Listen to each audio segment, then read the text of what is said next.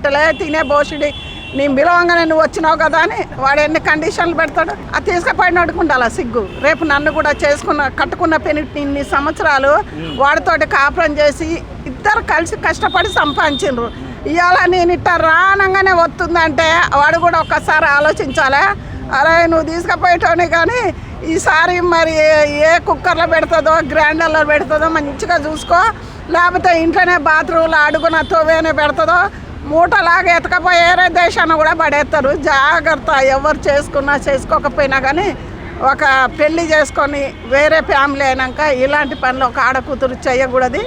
అది ప్రతి ఒక్క ఆడదానికి సమాజంలో కూడా సిగ్గు చెట్టిది. సీసీ కెమెరాలో కానీ ఆమె ఫోటో కానీ టీవీలలో యూట్యూబ్లలో బయట తెలిసిపోయింది ఆ మొహం అనేది. అసలు పబ్లిక్ ఏమని తిరుగుద్దంటే ఇంట్లో ఉండి ఇప్పుడు ఆలోచించుతూ ఉంటుంది సోషల్ మీడియాలో గింత వస్తుందా అనుకున్నదో. అసలు ఆ టయానికి నేనే కళ్ళలో చక్రాలు వచ్చినాయి నీకే చెప్పిన కదా.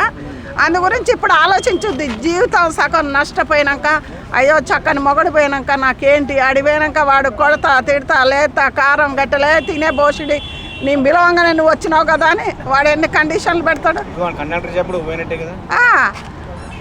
అంతే కదా. వాడు ఎన్నో పెట్టినా అన్నీ పడాలి. ఇప్పుడు అన్నీ పడాలి, అనుభవించాలి. ఇలాంటి వాళ్ళు చాలామంది అడక్క తిన్నోళ్ళు ఇట్లా పెనిటిని వదిలిపెట్టిన వాళ్ళు చాలామంది నరకాలు అనుభవించిన వాళ్ళని చూసినాను. ఇవన్నీ చూసి నేర్చుకొని ఇలా చేసే వాళ్ళకి ఫైనల్గా లేడీస్కి ఏం చెప్తారు? ఫైనల్గా లేడీస్కి ఏం చెప్తానంటే ఏ లేడీస్ అయినా పెళ్ళి కాకముందు అలాంటివి చేయండి బిడ్డలారా. మీరు పెళ్ళి అయినాక ఒక ఫ్యామిలీ పిల్లల్ని మొగుడిని వదిలిపెట్టి మీరు ఇలాంటి పనులు చేయకూడదని ప్రతి ఒక్కరిని నేను ఒక ఆడదానిగా కోరుకుంటున్నా. ఎందుకంటే ఫ్యామిలీ ఒక అమ్మ కూడా పిల్లల్ని వదిలిపెట్టి వెళ్ళిపోయిందట. దాని ఆ పిల్లలు 60 లక్షల రోడ్డు మీద రమ్మ సిగ్గుండాలి, కనుక్కుంటూనే ఉండాలి. కొన్ని కనక ముందు పోయినావా పోలేదు. ఒక ఫ్యామిలీ అయినాక అలాంటి పనులు చేయకూడదు. ఏ బిడ్డ అయినా ప్రేమించైనా ఏదైనా పెళ్లి చేసుకున్నప్పుడు చచ్చినా బతికినా అతనితో ఉండు. లేకపోతే నీకు నచ్చలేదా ఒంటరిగా మొగరాయిలాగా బతుకు, చబాస్ అనిపించుకొని బతుకు. ఎందుకంటే నీ మొగడు ఏమైనా కష్టాలు పెట్టిండా నష్టాలు పెట్టిండా కొట్టిండా తిట్టిండా మొగరాయిలాగా బతుకు.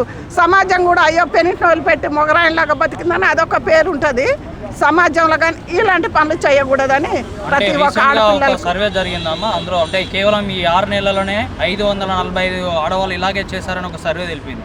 అంటే దీన్ని ఏ విధంగా చూసుకోవచ్చు? ముందు ఇంకా జరిగిన సంఘటనలు బయటికి రాని చాలా ఉన్నాయి. మొగోళ్ళవి కూడా ఉన్నాయిగా. మరి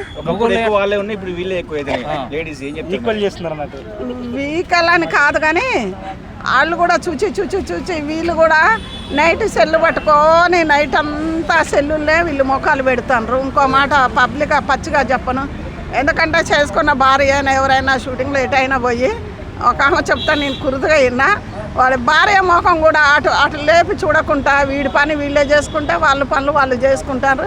నీ అమ్మ వీడి అడ్డుండని చంపేస్తాను. కానీ సంపుకోటాలు మన చేతుల్లో లేవు కదా. సంపుకోటాలు చేయొద్దు. మీకు ఇష్టం లేకుంటే వెళ్ళిపోండి. కానీ ఆడైనా మొగైనా చంపుకోవద్దు. ఎందుకంటే వాళ్ళు కూడా ఒక అమ్మకే మనం పుట్టింది, వాళ్ళకే వాళ్ళు పుట్టింది, మగ ఆడ పుట్టింది ఒక తల్లిదండ్రి కంటేనే ఈ భూమి మీద. ఎన్ని పుణ్యాలు చేసుకుంటేనో మన మానవ జన్మం అంట. అదొక్కటి గుర్తుంచుకోవాలి. ఆడపిల్లే మగపిల్లే కానీ ఇలాంటి పనులు చేయకురమ్మా. సమాజాన్ని చూసి నేర్చుకో. మనం పుట్టిందే ఒక పుణ్యం ఈ భారతదేశం గడ్డ మీద. అదొక్కటి ఆదించుకోండి. ప్రతి బిడ్డకు ప్రతి అబ్బాయికి నేను చెప్తాను సంపుకోటాలు చేయకుంటుంటే బాగుంటుందని మేము అనుకుంటున్నాం.